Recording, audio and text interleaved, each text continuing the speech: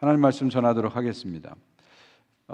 우리가 지난주부터 예루살렘 입성을 시작으로 해서 이제 예수님의 일주일, 마지막 일주일 홀리윅을 이렇게 쫓아갑니다. 연말까지 쭉 이렇게 갈 텐데요. 좀 요일별로 좀 정리해 드리면요. 토요일 날 예수님은 여리고에서 베다니로 오시죠. 하룻밤 주무시고 그 다음 날 아침 일요일 날 예루살렘에 낙이 타고 입성하시죠. 그리고 이제 예루살렘 성전을 둘러보시고 다시 이제 베다니 가서 하룻밤 주무시고 월요일 날 아침에 이제 다시 이제 나오신 거예요. 예루살렘으로 나오시다가 무화과 나무를 봤는데 잎이 무성하니까 열매를 기대하고 갔는데 열매가 없어요. 그래서 그 나무를 저주하시죠. 그리고 이제 성전에 들어가셔서 성전을 정화하시는 거죠. 비둘기 파는 사람들, 돈 바꾸는 사람들 내쫓으면서 성전을 정화하시는 일을 하게 됩니다. 그리고 이제 그것이 끝나고 다시 이제 베다니에 들어가서 쉬시고요. 그 다음날 아침, 그러니까 우리나 현재 요일하면 화요일이겠죠. 화요일 아침에 나오는데 그 저주하신 무화과 뿌리채 완전히 말라버린 그런 사건입니다. 오늘 우리가 읽은 본문 내용이 바로 이런 내용입니다. 이렇게 크게 보면은요, 오늘 본문은 뭐랄까 샌드위치처럼 되어 있어요. 샌드위치 형식입니다. 그래서 위에 무화과 나무 저주가 나오고 가운데 성전 정화가 나오고 끝에 다시 무화과 나무가 말라버린 고사 사건이 나오는 거죠. 이게 이제 샌드위치 형식인데 히브리 문학에서 많이 쓰는 겁니다. 인클루시오라고 그러죠. 그래서 핵심이 되는 사건을 가운데 놓고 비슷한 사건을 양쪽에 놔서 서로 연결되는 겁니다. 제가 왜 이걸 보여드리냐면요, 결국 성전 장화 사건은 따로 띄어서 이렇게 해석할 것이 아니라 무화과 나무 사건과 연결해서 해석이 돼야 된다는 거죠. 이 이야기가 무화과 나무 사건은 따로 띄어서 이해하면 안 되고요, 성전 정화와 이렇게 연결돼서 이렇게 이해해야 된다, 그런 얘기입니다. 오늘 그런 관점에서 이 무화과 나무 사건과 성전 정화 사건을 연결해서 한번 오늘 전체 말씀을 보도록 하겠습니다. 먼저 무화과 나무를 저주한 사건입니다. 예수님께서 그 월요일 아침에 이렇게 나가시는데 시장하셔서 입이 무성한 무화과 나무한테 갑니다. 갔는데 열매가 하나도 없어요. 그래서 그 나무를 저주하시죠. 근데 오늘 본문을 보면 뭐라고 얘기해요? 무화과 때가 아니다. 무화과 때가 아니다. 이렇게 얘기합니다. 그러니까 얼핏 보면 오늘 본문을 이렇게 보면 무화과 나무 저주 사건을 보면은 예수님의 행동이 참 이해가 안 돼요. 때가 아니어서 열매가 안 맺었을 텐데 왜 그 나무에게 화를 내시고 저주를 하실까? 이해가 안 됩니다. 예수님의 그 반응이 좀 뭐랄까 이기적이고 좀 신경질적으로 보이죠. 그렇게 보입니다. 실제로 버트란트 러셀 같은 사람은 이 사건을 갖고 예수님을 막 비난합니다. 예수님은 정말 이상한 사람이다, 인격 파탄자다, 막 이렇게 비난합니다. 마치 식사 때가 아닌데 밥 한 차는 넣었다고 막 화내는 그런 아저씨처럼 생각하는 거죠. 겉으로 얼핏 봤을 때는 이 사건이 그렇게 보이는 것도 사실입니다. 사실이에요. 근데 여기서 우리가 알아야 될 것이 있죠. 버트란트 러셀이 노벨 문학상까지 받은 대단한 학자지만 모르는 게 있어요. 그게 뭐냐면 두 가지를 모르는 거예요. 첫 번째 뭐냐면 무화과 나무에 대해서 우리가 알게 되면 이 오해를 좀 풀 수 있습니다. 여러분, 무화과 무슨 뜻이에요? 없을 무자, 꽃 화자, 과일 과자잖아요. 무화과는 뭐예요? 꽃이 없는 과일이다, 그런 뜻이잖아요. 이게 무슨 얘기예요? 여러분, 열매가 어떻게 맺히죠? 먼저 꽃이 피죠. 그 다음에 꽃이 핀 다음에 거기서 열매가 맺히는 거잖아요. 꽃 다음에 열매가 오는 게 모든 과일의 정석입니다. 근데 무화과는 그렇지 않고요, 이파리가 나면 동시에 열매가 맺는 거예요. 그래서 무화과입니다. 이파리가 나면 동시에 열매가 맺는 거죠. 그러니까 예수님께서 잎이 무성한 걸 보고서 이제 열매가 있겠구나 하고 다가가신 것은 아주 상식적으로 맞는 얘기입니다. 근데 중요한 건 뭐예요? 무화과 때가 아니라는 거죠. 그럼 무화과 때는 언제냐? 9월, 10월, 가을이 무화과 때입니다. 가을이. 근데 지금 예수님 예루살렘 오실 때는 3월, 4월, 6월절이니까 3월, 4월이니까 봄입니다. 그러니까 봄은 무화과 때가 아닌 것은 사실입니다. 근데 한 가지 우리가 알 것은 뭐냐면 무화과는 한 번만 열매를 맺는 게 아니라 어떤 나무는 여러 번 열매 맺고 어떤 나무는 두 번씩 열매를 맺습니다. 그래서 이 봄에 맺히는 무화과를 빠게라고 그래요. 빠게. 작죠, 저렇게 작은 나무를 빠게라 그러고요. 가을에 맺히는 무화과 나무, 이게 제철에 맺히는 거를 테에나다 이렇게 부릅니다. 테에나라고 불러요. 근데 봄에 맺히는 빠게는 테에나에 비해서는 이렇게 작고 당도가 많이 떨어집니다. 먹을 수는 있어요. 그러나 상품성은 없는 거예요. 그 주인들은 어떻게 하냐면 이걸 따다 버립니다. 근데 따서 버리는 것도 귀찮으면 그냥 내비둡니다. 그러면 지나가는 행인들이 그냥 먹을 수는 있으니까 허기를 달래기 위해서 먹는 거예요. 또 가난한 사람들이 따다가 그걸 먹는 겁니다. 지금 3, 4월이니까 예수님께서는 뭐예요? 빠게를 기대한 거죠. 여기 작은 열매도 있겠구나 하고 빠게를 기대했는데 빠게조차 없는 거예요. 작은 열매조차 없는 겁니다. 그래서 무화과 나무를 향해서 저주하신 거죠. 특히 이 무화과가 처음 열매를 맺히는 것을 성경에서는 무화과의 첫 열매 이렇게 부릅니다. 무화과의 첫 열매라고 불러요. 그런데 이 첫 열매가 잘 맺혀야 제철에 제대로 된 열매가 맺히는 겁니다. 근데 첫 열매조차도 제대로 맺히지 못한 이 나무를 보면서 예수님께서 이 나무를 저주하신 것이다. 이렇게 보시면 됩니다. 그러니까 이렇게 이해하면 예수님의 행동은 전혀 문제가 된 행동이 아니에요. 무화과 나무의 특성을 이해하지 못하고 그냥 때가 아닌데 왜 저주했어? 이렇게 우리 이해해서는 안 된다는 거죠. 결국 이 사건을 통해서 예수님이 우리에게 말씀하시는 건 뭐예요? 입만 무성하고 열매가 없는 것에 대한 심판을 말씀하시는 거예요. 입이 아무리 무성하고 화려해도 열매가 없다면, 실질적인 열매가 없다면 그 나무는 의미가 없다는 겁니다. 소용이 없다는 거죠.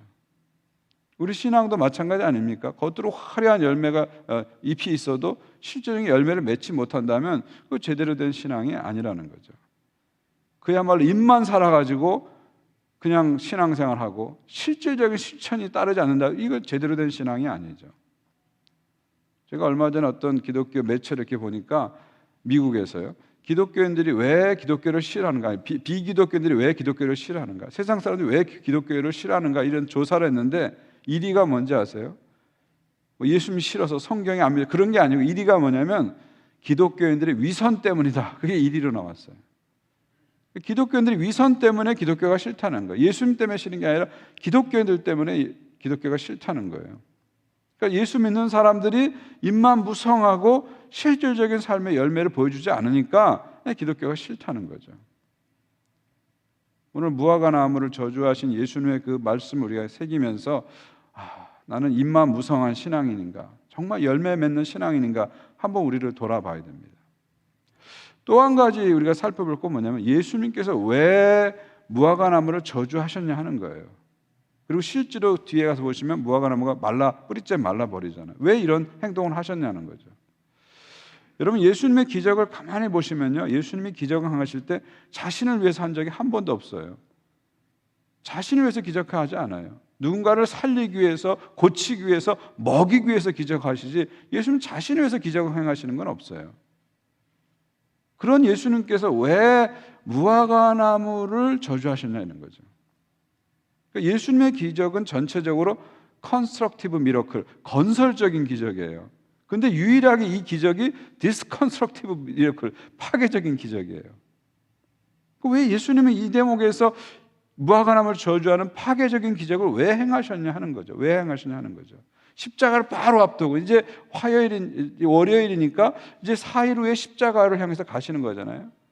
그 순간에 왜 무화과 나무를 저주하는 이 기적을 행하셨냐? 왜 의도가 뭐냐 하는 거죠. 그러니까 이것을 통해서 예수님은 뭘 보여주려고 하는 것인가? 무슨 메시지를 전하려고 하시는가? 이게 중요한 겁니다. 이게 중요한 거죠. 그러니까 예수님께서는 이 무화과 나무를 통해서 뭔가를 보여주기 위해서 이렇게 하신 겁니다. 뭔가를 보여주기 위해서 하신 거예요. 여러분 무화과 나무는 이스라엘을 상징하는 거예요. 유대교를 상징하는 겁니다. 성경을 보게 되면 이스라엘과 유대교를 상징하는 나무가 세 가지가 있죠. 감람나무, 올리브나무, 그 다음에 포도나무, 자주 쓰잖아요. 그 다음에 무화과나무. 이스라엘과 유대교를 상징하는 나무들입니다. 특히 무화과나무는 13장에서도 이스라엘의 운명을 얘기할 때 무화과나무를 비유를 통해서 얘기하시잖아요. 그러니까 이 무화과나무는 그냥 나무가 아니라 이스라엘을 상징하는 거예요. 이스라엘 백성들과 유대교를 상징하는 겁니다. 이스라엘의 중심인 성전을 상징한다 이렇게 볼 수 있습니다. 그래서 잎은 무성하지만 겉으로는 화려해 보이지만 실질적인 열매가 없는 예루살렘 사람들의 그 신앙 상태를 지금 고발하시는 거고요. 저주하시는 거고요. 그리고 그것의 핵심인 성전을 잎만 무성하지만 열매가 없는 성전에 대한 저주다 이렇게 이해하시면 됩니다. 이해하시면 되죠. 일종의 뭐랄까, 이것은 상징 예언, 행동 예언이다, 이렇게 보시면 됩니다. 어떤 심볼릭 액션, 상징적 행동을 통해서 예언하는 거죠. 요즘 우리가 예레미야, 에스겔 이렇게 쭉 예언서를 읽고 있는데, 예언서를 보시면 이런 상징 예언, 행동 예언이 많이 나옵니다. 예를 들면 예레미야가 몸을 칭칭 감고 막 거리를 돌아다니잖아요. 그걸 통해서 이제 보여주는 거죠. 우리 민족이 이렇게 포로로 끌려갈 것이다, 보여주는 거죠. 지금 예수님이 하신 것도 일종의 상징 예언, 행동 예언입니다. 그래서 무화과 나무의 저주를 통해서 결국 이 성전이 저주를 받고 결국은 말라버릴 것이다, 사라질 것이다, 폐지될 것이다 하는 것을 보여주는 거예요. 십자가를 앞두고 이것을 보여주시는 거예요. 그리고 십자가를 통해서 진정한 성전이 지어질 것을 미리 예고하기 위해서 이 사건을 우리에게 보여주시는 거죠. 그러니까 오늘 이 사건은, 무화과 나무 저주 사건은 그런 차원에서 성전과 연결해서 이해할 때 온전하게 이해된다, 그렇게 볼 수 있는 거죠. 두 번째 사건, 이제 성전, 가운데 있는 성전 사건으로 한번 들어가 보겠습니다. 성전은 예수님 세 가지를 하시죠. 먼저 매매하는 것을 금지하십니다. 그 다음에 그 돈 바꾸는 상을 엎으시고 비둘기 파는 의자를 이렇게 엎으십니다. 그리고 세 번째는 더 이상 물건을 가지고 성전에 다니지 말라, 이렇게 말씀하시죠. 이 사건을 엄밀히 말하면요, 성전을 정화하고 개혁하는 사건이 아니라 성전을 정지시키는 사건이다, 이렇게 말씀드릴 수 있어요. 성전 정화가 아니라 성전 정지다, 이렇게 보시면 돼요. 그러니까 성전을 잘 정화시켜가지고 개혁시켜가지고 제대로 된 성전이 되라, 그런 뜻으로 이것을 행하신 게 아니라 성전의 기능을 정지시키는 사건이다. 정화가 아니라 정지다, 이렇게 이해하시면 됩니다.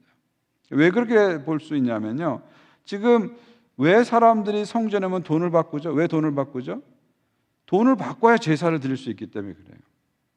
그러니까 성전에서 제사를 드리려면 성전의 성전 세계로 돈을 내야 됩니다. 다 남자들은 돈을 다 내야 돼요.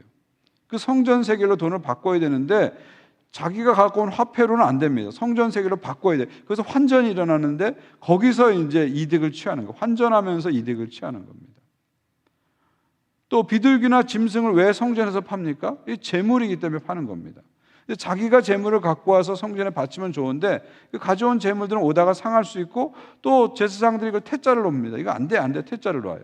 그러니까 몇 배 비싸지만 성전에서 파는 재물을 사게 되는 거죠. 이 환전 비즈니스하고 짐승을 파는 비즈니스가 대제사장들과 긴밀하게 연결돼 가지고 엄청난 폭리를 취하는 일종의 종교 비즈니스가 돼버린 겁니다. 당시 상황이 그렇습니다. 그 예수님하고 비슷한 시대의 역사가 요세푸스의 기록에 의하면 6월절 기간에 무려 200만 명이 예루살렘에 온대요. 대단한 숫자죠. 예루살렘 인구가 한 10만, 20만도 안 됐을 텐데 10배 이상의 인구가 몰려든다는 거예요. 그리고 그때 잡히는 양이, 제물로 드리는 양이 무려 22만 마리가 된다는 거죠. 그러면 이거 엄청난 천문학적인 숫자의 돈이 이렇게 들어오는 겁니다. 돈이 들어오는 거예요. 예수님은 그 실상을 다 아신 거예요. 성전을 다 둘러보고 가셨잖아요. 실상을 다 아시는 겁니다. 그래서 돈 바꾸지 마라, 짐승 팔지 말라, 이건 뭐예요? 성전을 잘 정화해서 제사 제대로 드려라, 이게 아니라 제사 더 이상 드리지 말라, 이런 얘기죠. 더 이상 여기서 제사 드리지 말라, 이런 얘기입니다. 성전의 기능을 정지시켜버린 거예요. 더 이상 성전 기능 못해, 필요 없어 하고 정지시켜버린 거죠. 그러니까 오늘 이 성전 정화 사건을 우리가 보면서 교회에서는 뭐 팔면 안 돼, 또는 종교가 상업화돼서는 안 돼, 이런 메시지를 얻을 수 있어요. 그러나 그거 정도의 메시지가 아니라는 거예요. 오늘 메시지의 핵심은 뭐냐면 성전의 기능이 정지되는 거예요. 폐지되는 거예요. 더 이상 필요 없게 되는 것이죠.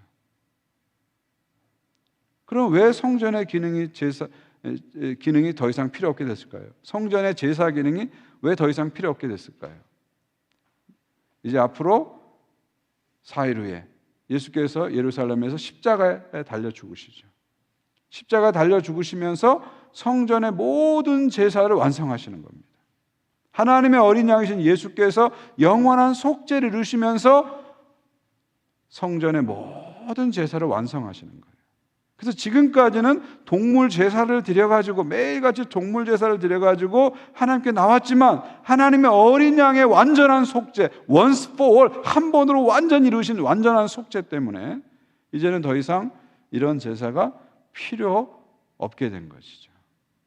그래서 성전의 기능을 상징적으로 정지시켜버린 거예요. 십자가를 앞두고 정지시켜버린 거죠. 마가복음 15장 보시면 성전이 예수님께 십자가 돌아가실 때 어떤 일이 일어납니까? 15장 보십시오. 예수께서 큰 소리를 지르고 숨지십니다. 예수님이 돌아가실 때 어떤 일이 일어납니까? 성소의 휘장 위로부터 아래로 찢어져 둘이 되니라. 예수께서 십자가 죽으실 때 성소의 휘장 위에서 아래로 쫙 찢어지는 겁니다. 위에서 아래로 찢어졌다는 건 뭐예요? 사람이 찢으면 아래에서 찢겠는데 위에서 찢었다는 건 뭐예요? 하나님이 찢으셨다는 거죠. 이건 무슨 얘기입니까? 이 성전이 더 이상 필요 없다는 거예요. 예수께서 십자가의 죽으심으로 말미암아 성소의 휘장 위에서 아래로 찢어졌기 때문에 이제는 예수 그리스도를 의지하고 그 십자가 은혜를 의지하고 누구든지 하나님의 지성소로 나가게 되었다는 거죠. 할렐루야. 예수께서 십자가로 성전의 제사를 완성하신 거예요. 완성하신 거예요. 더 이상 성전의 기능은 필요 없는 거예요. 성전의 제사는 필요 없는 거예요. 완전한 십자가의 제사가 드려질 것이기 때문에. 그래서 미리 상징적으로 성전의 기능을 정지시킨 거죠. 요한복음 한 2장을 보시면요. 요한복음은 특이하게도 성전 정화 사건이 앞부분에 나와요. 뒤에 안 나오고 복음서 앞부분에 나오는데 예수님께서 성전을 정화하신 다음에 유대인들이 와가지고 너 무슨 권위로 이런 일을 하느냐 이렇게 물습니다. 그때 예수님께서 이렇게 말씀하십니다. 너희가 이 성전을 헐라 내가 사흘 동안에 일으키리라. 유대인들이 이르되 이 성전은 46년 동안 지었거늘 내가 3일 동안 일으키겠느냐 하더라. 그러나 예수는 성전된 자기 육체를 가리켜 말씀하신 것이라. 무슨 말입니까? 예수님께서 3일 만에 성전을 다시 짓겠다는 거예요. 그러니까 유대인들이 깜짝 놀라서 아니 헤롯이 46년을 줘도 다 완공 못한 게 이 성전인데 네가 어떻게 3일 만에 성전을 완공해? 하고 반박하는 거죠. 그때 예수님께서 하신 말씀의 의미가 뭐라고요? 성전된 자기 육체를 가지고 말씀하신 것이다. 이게 무슨 말입니까? 예수님이 참된 성전이 되신다는 거죠. 3일 만에 성전을 지으신다. 이게 무슨 말이에요? 십자가에 죽으시고 그래서 모든 속죄 제사를 완성하시고 십자가에 죽으심으로 모든 성전의 제사를 완성하시고 3일 만에 다시 부활하심으로 하나님께 나가는 새롭고 살아있는 길을 열어놓으셨다는 겁니다. 할렐루야. 예수님께서 참된 성전이 되신 거죠. 예수님께서 참된 성전이 되셨기 때문에 이제 더 이상 성전의 제사가 필요 없다 이런 얘기죠. 그러니까 예수님의 이 성전 정화 사건은 엄밀히 말하면 정화 사건보다는 성전 정지 사건이다. 저는 그렇게 봅니다. 정화가 아니라 정지다. 성전을 개혁하고 정화하는 것이 아니라 성전 예배와 성전 제사의 종언을 선포하시는 것이다. 성전 제사에 조종을 울리시는 상징적 행동이다. 이렇게 이해하시면 됩니다. 근데 그 다음에 나온 무화과 저주 사건은 바로 그것과 연결되는 겁니다. 근데 그 다음날 아침, 그러니까 성전 정화가 월요일날 이루어지고 그 다음날 아침이니까 화요일이죠. 화요일 아침에 제자들이 다시 예루살렘에 오는데 깜짝 놀라는 거예요. 왜 놀랍니까? 예수님께서 월요일날 아침에 저주한 그 무화과 나무가 뿌리채 싹 말라버린 거예요. 예수님 말씀은 그대로 되니까 제자들이 깜짝 놀란 겁니다. 이 말라버린 무화과는 뭘 보여주는 걸까요? 바로 이스라엘의 중심, 예루살렘의 중심, 성전이 완전히 무너지고 사라질 것을 미리 보여주시는 거죠. 성전의 파괴를 예고해 주시는 겁니다. 예고해 주시는 거죠. 실제로 어떤 일이 일어납니까? AD 70년에 로마 군대가 쳐들어오고 디도 장군에 의해서 성전이 완전히 무너지잖아요. 예수님 말씀처럼 돌 위에 돌 하나 남지 않도록 완전히 무너지잖아요. 성전이 완전히 폐지돼 버려요.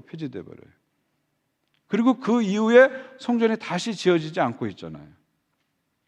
물론 지금도 이스라엘에서는 유대인들이 성전 재건 운동을 하는 분들이 있어요. 그리고 기금까지 모으는 분들도 실제로 있어요.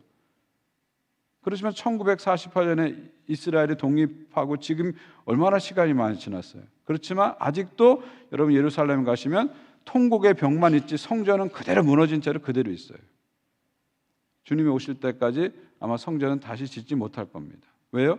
예수께서 참된 성전이 돼서 성전을 정지시키고 성전을 저주하시고 그리스도의 속죄를 통해서 성전을 완성하셨기 때문에, 참전 성전을 완성하셨기 때문에 더 이상 성전은 인간의 힘으로 지어지지 못할 겁니다.